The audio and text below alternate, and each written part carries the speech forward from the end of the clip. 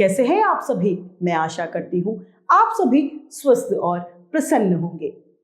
आज हम हमारा पाठ समय का महत्व को पढ़ेंगे और समझेंगे। तो आइए इस पाठ को प्रारंभ करते हैं। यह है हमारा पाठ 15, समय का महत्व।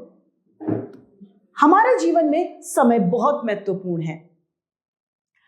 समय के बारे में कहा जाता है कि समय उन्हें ही महत्व देता है जो समय को महत्व देते हैं, यानी जो समय पर अपना कार्य करते हैं, समय उन्हीं के लिए अच्छा होता है। जैसे जो समय पर कोई लक्ष्य निर्धारित कर लेता है और उसके प्रति धीमे धीमे भी अग्रसर होता है, तो एक दिन निश्चय ही वह अपने लक्ष्य को प्राप्त कर लेगा, क्योंकि वह समय रहते ही सब कुछ निश्चित कर लेता है और समय रहते ही अपने कार्य को निपटाता है। बहुत से लोग समय की परवाही नहीं करते। समय एक व्यक्ति की सबसे मूल्यवान संपत्ति होती है। कहा गया है कि समय और ज्वार किसी का भी इंतजार नहीं करते हैं। समय धन की तरह होता है, एक बार यदि वह निकल जाता है तो उसका उपयोग नहीं किया जा सकता। जो समय बीत जाता है हम उस समय को वापस कभी नहीं ला सकते। हमें हर मिनट समय से निरंतरता यानी लगातार प्रगति और जिम्मेदारी के साथ दक्षता यानी निपुणता हासिल करनी चाहिए। यदि हम समय बर्बाद करते हैं तो समय भी पीछे नहीं रहता, वह हमें बर्बाद कर देता है। समय का लाभ सम लाभ नहीं, समय चूक सम चूक, चतुरंचित रहीमन लगी, समय चूक ही हुक। अर्थात समय का लाभ उठाने से बड़ा कोई लाभ नहीं है और समय को गंवाने से बड़ी कोई हानि यानी नुकसान नहीं है। जो व्यक्ति समय का महत्व समझकर प्रत्येक क्षण का सदुपयोग करता है, वह अवश्य सफलता की ओर पहला कदम रखता है। उचित समय प्रबंधन से तात्पर्य आपके काम की अग्रिम तैयारी से होता है, ताकि आपका भविष्य बेहतर बनाने में सक्षम हो। समय प्रबंधन सभी वर्गों के लोगों के लिए अनिवार्य होता है। हम अक्सर शिकायत करते हैं कि समय के अभाव है, समय हमारे पास नहीं है। जैसे समय अभाव के कारण पत्र का उत्तर न दे सका, समय न मिलने के कारण मैं कसरत नहीं कर सका, आदि आदि। लेकिन यदि हम सही ढंग से आत्मविश्लेषण करें तो हमें यह पता चलेगा कि हमारी शिकायतें अक्सर गलत ही होती हैं। हमें अपने को समझ नहीं आता, हम अपने आप को ही समझ नहीं पाते हैं और तभी हम ऐसी शिकायतें करते हैं।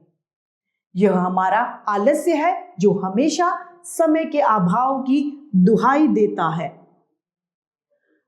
वस्तुतः कोई भी ऐसा व्यक्ति नहीं है जो आवश्यकताओं के बीच भी उन कामों को न कर पाए जिन्हें करने का उसने संकल्प लिया हो, जिन्हें करना वह अनिवार्य यानी बहुत जरूरी समझता हो। किसी ने ठीक ही कहा है कि समय धन के समान होता है। जिस प्रकार हम सावधानी और सतर्कता से अपने धन का हिसाब रखते हैं, उसी प्रकार से हमें समय का हिसाब भी रखना चाहिए, बल्कि समय के हिसाब में थोड़ा ज्यादा ही सावधानी रखनी चाहिए।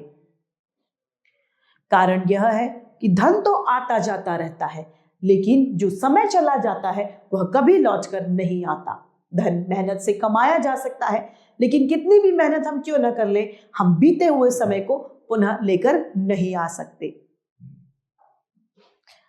समय विभाजन के अनुसार काम करने से हम देखेंगे कि हमारे जीवन की व्यस्तता के बीच भी कितनी निश्चितता आ जाती है। सभी काम सुचारू रूप से निश्चित समय पर अनायास होते ही चले जाते हैं।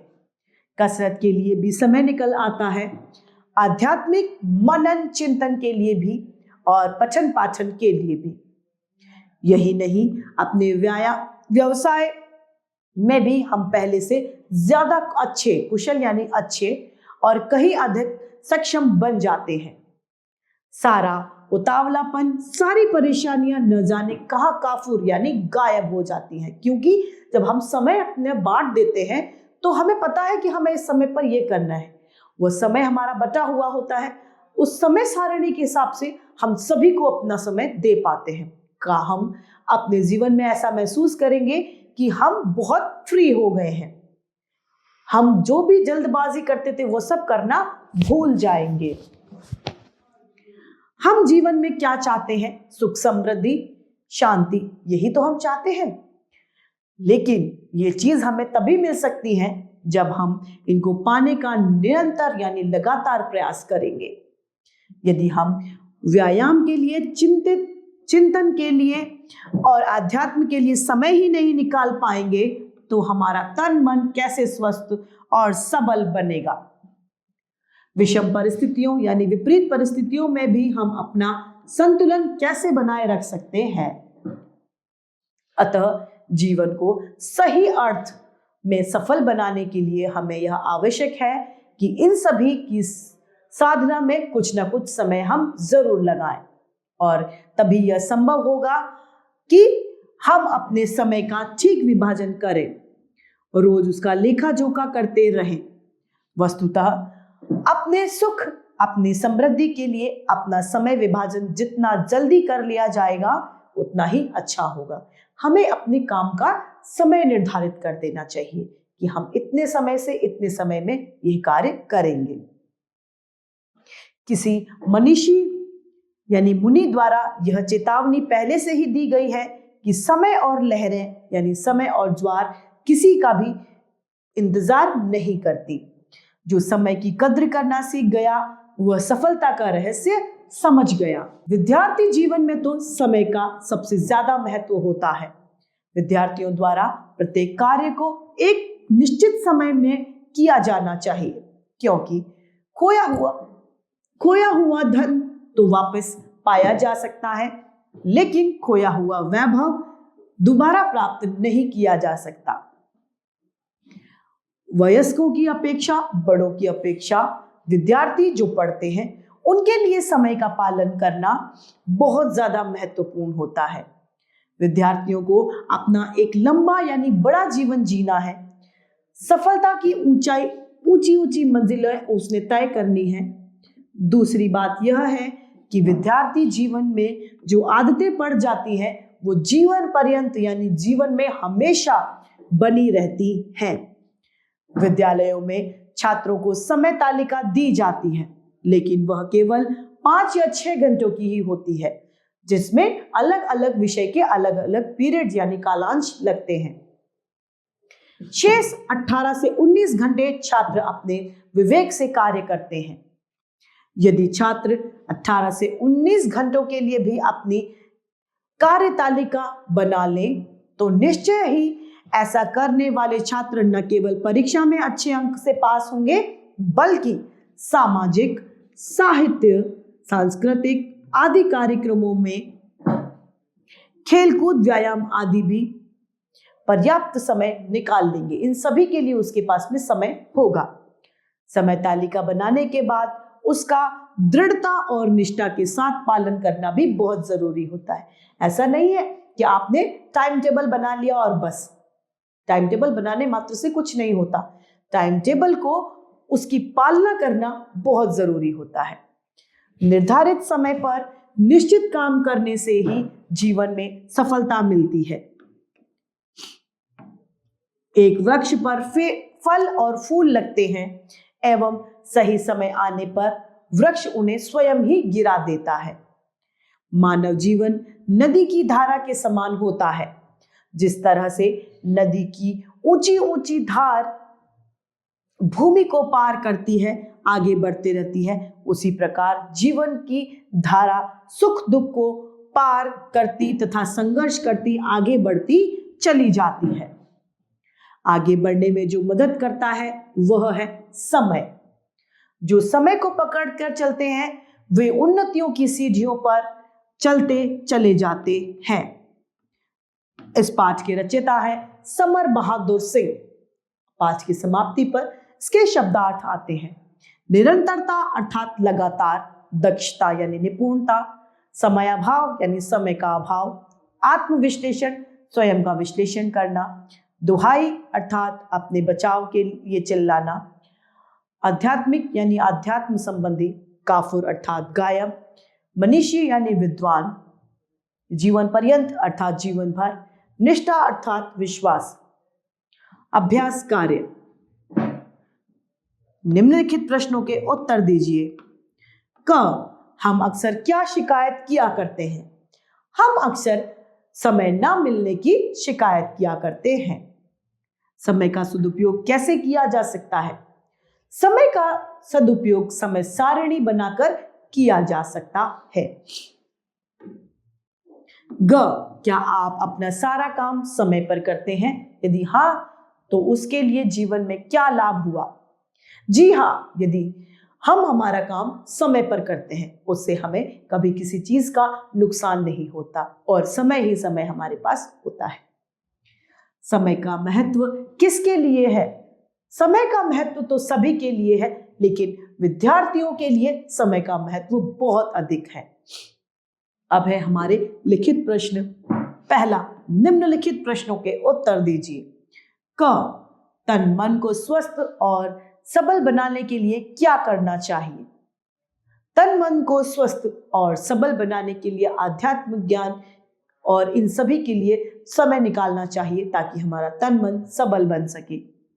ख, हम जीवन में क्या चाहते हैं? हम जीवन में सुख, चैन और शांति चाहते हैं। ग, वयस्कों की अपेक्षा किसके लिए समय पालन अधिक आवश्यक है और क्यों? वयस्कों की अपेक्षा विद्यार्थियों के लिए समय पालन अधिक आवश्यक है। क्यों है? क्योंकि उन्हें एक लंबा जीवन जीना है तथा जो विद्यार्थी जीवन में आदत पड़ जाती है वह आदत जीवन भर रहती है। घ, समय धन की अपेक्षा अधिक महत्वपूर्ण है। क्यों?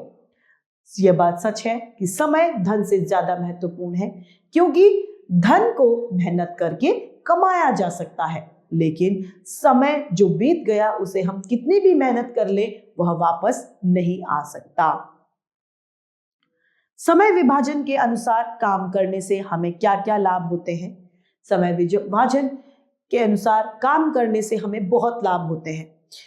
समय विभाजन में हम कार्य करते हैं तो हमारे सभी कार्य समय पर पूर्ण हो जाते हैं तथा निश्चित समय अवधि में हो जाते हैं। साथ ही साथ हम अपने आप को थोड़ा सा फ्री महसूस करते हैं ताकि हम कुछ अन्य कार्य भी कर सके। सभी कार्य हमारे लिए पूर्ण करना बहुत आसान हो जाता है। च, समय विभाजन के लिए किसने चेतावनी दी थी? समय विभाजन के लिए मनीषी ने चेतावनी दी थी। छ, मानव जीवन नदी की धार के समान क्यों है? मानव जीवन नदी की धार के समान है क्योंकि जिस प्रकार नदी की धार कभी ऊपर नीचे करती हुई आगे बढ़ती जाती है, उसी प्रकार हमारे जीवन रूपी जो धारा है वो सुख दुख का संघर्ष झेलते हुए आगे निरंतर बढ़ता जाता है, जीवन नहीं रुकता। अब है हमारा प्रश्न दूसरा, रिक्त स्थानों की पूर्ति कीजिए। विद्यार्थी को अपना प्रत्येक कार्य निश्चित समय पर करना चाहिए।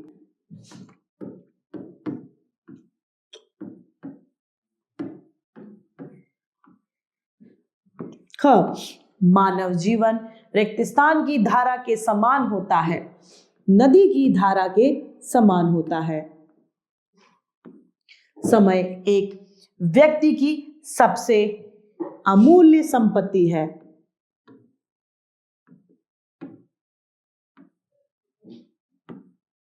या मूल्यवान संपत्ति है। समय प्रबंधन से हमारे जीवन की व्यस्तता के बीच सुगमता आ जाती है।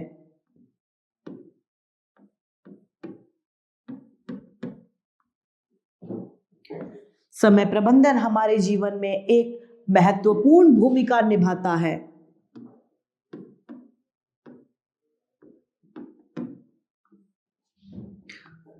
हम सावधानी और रिक्त स्थान से धन का हिसाब रखते हैं।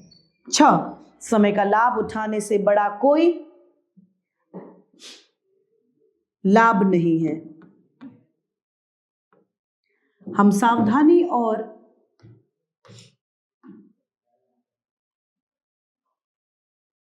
सतर्कता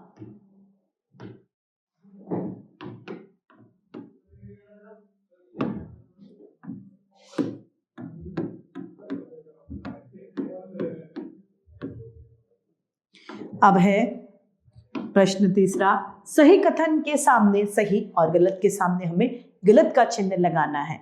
क, बहुत से लोग समय की परवाह नहीं करते हैं। जी हाँ। धन तो आता जाता रहता है, लेकिन बीता हुआ समय वापस नहीं आता। जी हाँ। जो समय की कद्र करता है सफलता का रहस्य कभी नहीं समझ पाता। गलत। समय और लहरें किसी की प्रतीक्षा में नहीं खड़े रहते। जी हाँ। निर्धारित समय पर निश्चित काम करने से ही जीवन में सफलता मिलती है। जी हाँ। समय धन के समान होता है। किसी भी समय काम करने से जीवन में सफलता मिलती है। जी नहीं। अब है हमारा बहुविकल्पीय प्रश्न, जिसमें सही के सामने हमें सही का चिन्ह लगाना है। पहला, हम समय के अभाव की दुहाई क्यों दिया करते हैं? आलस्य के कारण, खराब आदतों के कारण, काम टालने के कारण, या इसमें से कोई नहीं? आलस्य के कारण।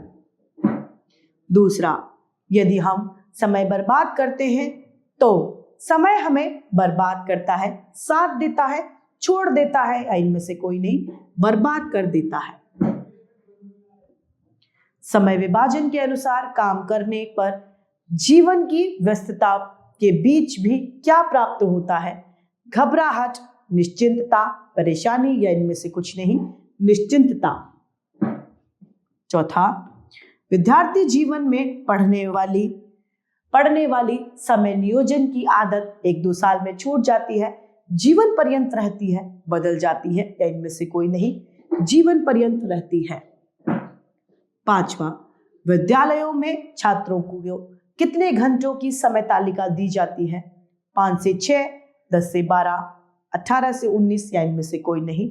5 से 6 घंटे।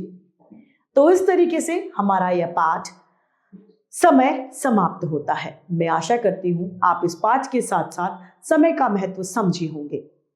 हमें सभी काम समय से करना चाहिए और समय के महत्व को समझना चाहिए। यह पाठ आप सभी को समझ आया होगा, ऐसी मेरी आशा है। तो आज के लिए इतना ही, फिर मिलते हैं। धन्यवाद।